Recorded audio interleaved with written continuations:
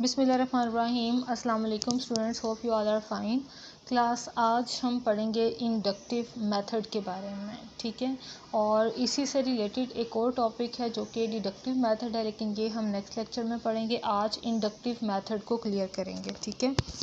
तो inductive method में क्या है, it leads from concrete to abstract, यानी जो असल ठोस रिजल्ट्स हैं वो फाइंड आउट करने के लिए हमें फ्रॉम कंक्रीट टू एब्स्ट्रैक्ट की तरफ जाना पड़ता है, यानी ठोस सबूतों की तरफ जाना पड़ता है। सबसे पहले कुछ प्रूव्ड रिज़ल्ट्स को यूज़ करते हुए हम उसका क्लियर रिज़ल्ट फाइंड आउट करते हैं, ठीक है।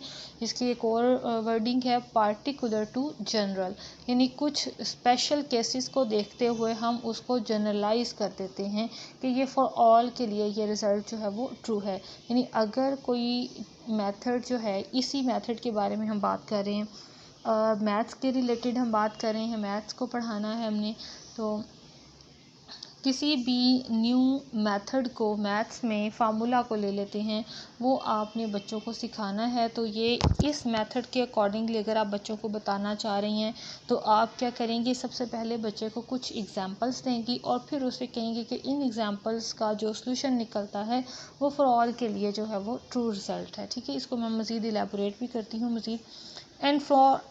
And from examples to general rule, it is the method of constructing a formula with the help of a sufficient number of concrete examples।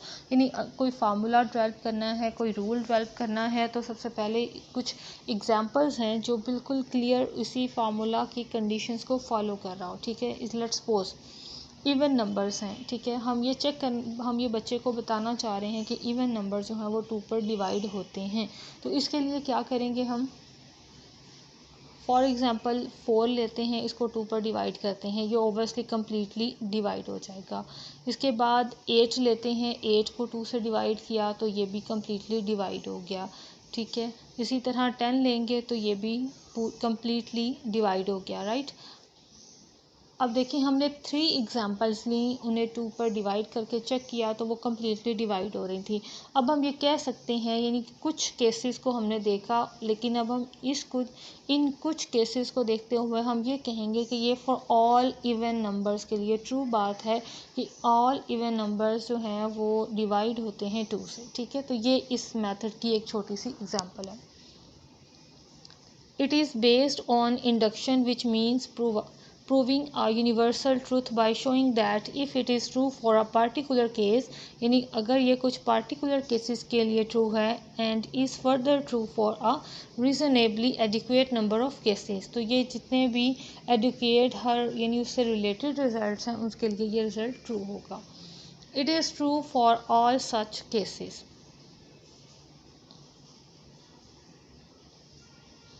A formula is generalization is thus arrived at through a convincing process of reasoning and solving a problems। यानी different problems को solve करने के लिए ये हमारा method जो है ये हेल्पफुल होता है। जनरलाइज रिजल्ट्स के लिए ये मेथड जो है ये एप्लीकेबल रहेगा। अच्छा, अब इसका प्रोसीजर क्या है। एक एग्जांपल तो इवन नंबर्स की मैंने दी, वो भी आप अपने प्रोसीजर में एक एग्जांपल बना के ऐड कर सकते हो, ठीक है। सेकंड एग्जांपल है ask students to draw a few sets of parallel lines. Parallel lines होती हैं जो इस तरह बिल्कुल आमने सामने हों, ठीक है। जैसे ये 3 लाइंस मैंने ड्रॉ की, ये तीनों लाइंस पैरेलल हैं जो आपस में इंटरसेक्ट ना करती हों, with 2 lines in each set। Let them construct and measure the alternate and corresponding angles in each case। यानी यहाँ से ये पैरेलल लाइन और ये पैरेलल लाइन, जितनी भी पैरेलल लाइंस होती हैं अगर उनका एंगल मेजर करें तो वो हमेशा 90 का एंगल आता है, राइट। देखिए अब ये 1 2 इन दोनों पेयर्स में अगर हम एंगल मेजर करें तो 90, इन दोनों में भी एंगल मेजर करें तो 90 का एंगल आता है। सो इन 3 लाइंस के सॉल्यूशन से हमने ये कहा, इसको जनरलाइज करने के लिए, कि all parallel lines have angle 90 या हैव सेम एंगल, ठीक है।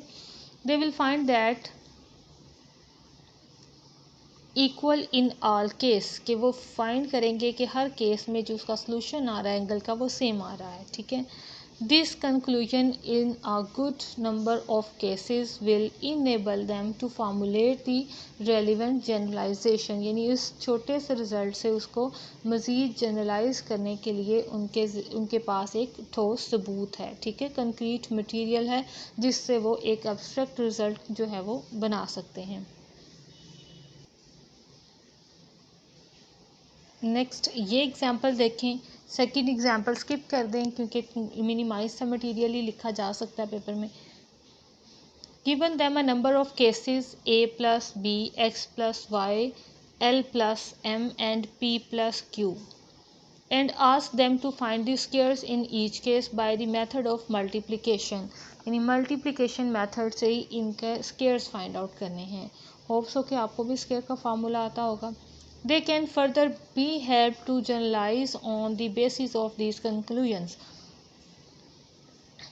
क्योंकि हमारे पास किसी भी टू टर्म्स का स्क्वायर फाइंड आउट करना हो तो आफ्टर मल्टीप्लिकेशन हमारे पास ये इसका फार्मूला बनता है, A square plus 2ab plus B square, चाहे बी स्क्वायर को पहले लिखें 2ab को बाद में, सेम रिजल्ट्स, आंसर सेम ही कंसिडर होता है, B square plus 2ab, right. ये हमारे पास फार्मूला है। तो इसी के तहत जब हम इन तमाम रिजल्ट्स को मल्टीप्लाई करेंगे तो हमारे पास एक ये फार्मूला जो है ना ये डेवलप करेगा, first term plus second term square is equal to first term का स्क्वायर प्लस सेकंड टर्म का square plus 2 first term into second term, ठीक है, ये फार्मूला डेवलप हो गया। अब देखिए इन टर्म्स को मल्टीप्लाई करवाते हुए हमने ये फार्मूला जनरेट कर लिया, तो ये इसकी सेकंड एग्जांपल है। 4 वाली एग्जांपल को भी आप स्किप कर लें। अब इसके पढ़ते हैं मेरिट्स के बारे में। It helps understanding, it is easy to understand a mathematical principle established through a number of simple examples, यानी मैथमेटिकल जो फार्मूलाज हैं उनको अंडरस्टैंड करने के लिए ये मेथड बेहतर है। Any doubts about the how and why of formula are clarified in the very beginning, यानी किसी भी फार्मूला को समझाने से पहले अगर हम उसको इन एग्जांपल्स के थ्रू बच्चे को बताएंगे तो बच्चे के ये क्वेश्चंस जो हैं ये अराइज नहीं होंगे, how and why. It is logical method so it suits mathematics. It gives the opportunity of active participation to students in the discovery of formula, यानी बच्चे भी इंस्पायर होते हैं कि हम कुछ न्यू जो है वो खुद से जनरेट कर रहे हैं, तो ये बच्चों की एबिलिटी भी इंक्रीज़ करता है।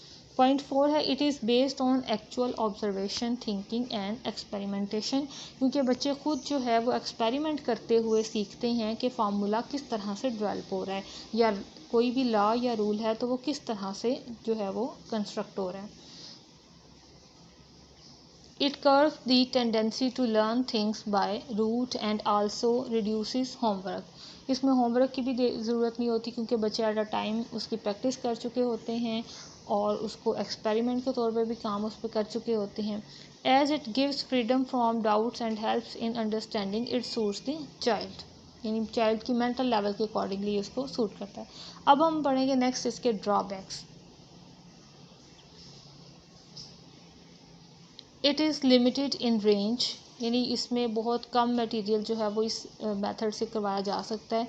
It contains the process of discovering the formula with the help of a sufficient number of cases, but what next, यानी कि स्टेप बाय स्टेप जब हम उनकी एग्जांपल सॉल्व करते हैं टू फाइंड अ फार्मूला, हमें मज़ीद आगे की तरफ केसेस जो हैं वो ज़्यादा डील करना पड़ते हैं, उसको ज़्यादा टाइम एग्जांपल्स को डिस्कस करना पड़ता है, उसके बाद हम किसी फाइनल रिजल्ट पर पहुंचते हैं, इसलिए इस पर टाइम जो है वो काफ़ी अप्लाई होता है। Is not provided in it, the discovery of a formula does not complete the study of the topic.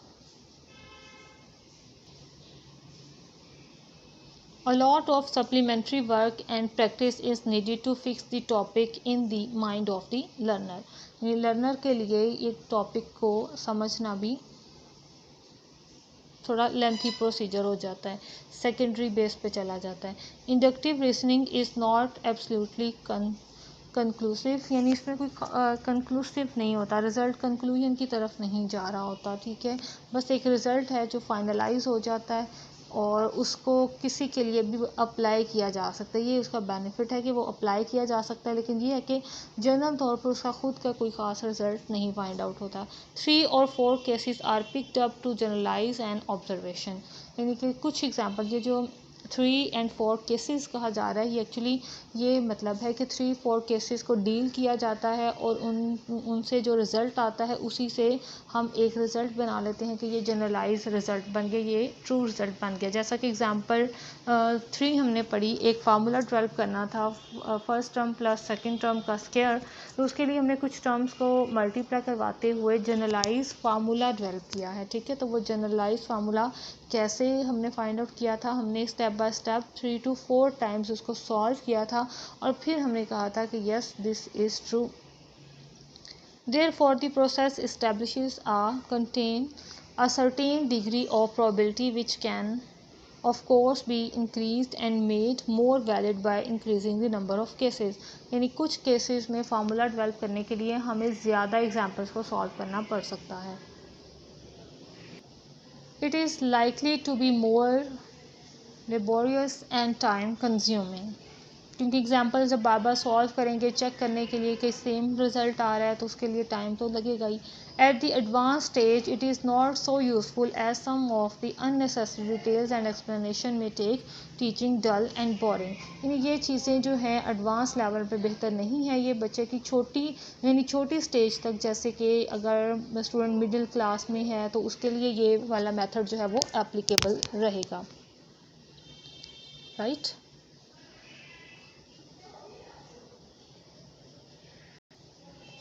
Its application has to be restricted and confined to understanding of rules in the early stage. Once a formula has been established, time should not be wasted in rediscovering it for every subsequent problem. ये चीज़ है कि ये restrict रहता है अपने एक ख़ास rule तक, यानी जब तक कि वो रूल डेवलप नहीं हो जाता तब तक हम उसको कंटिन्यू रखते हैं उसके आने वाली हर नेक्स्ट स्टेजेस के लिए। लेकिन इसका ये फार्मूला का ये फ़ायदा रहता है कि इसमें चाहे टाइम भी वेस्ट हो, लेकिन अगर हम अपने एक ख़ास रिज़ल्ट तक पहुंच जाएं तो हमें किसी नेक्स्ट एग्जांपल को जो हमारे लिए अननोन है उसको सॉल्व करने के लिए वो हमारे लिए हेल्पफुल होगा। ठीक है, तो ये है इंडक्टिव मेथड। नेक्स्ट लेक्चर में हम डिडक्टिव मेथड को पढ़ेंगे और इंडक्टिव और डिडक्टिव मेथड दोनों के कंक्लूजन के बारे में भी पढ़ेंगे। ठीक है क्लास, ओके, अल्लाह हाफिज़, स्टे ब्लेस्ड। तो हमें याद रखिएगा, कोई पॉइंट ना क्लियर हो तो वो आप पूछ लीजिएगा।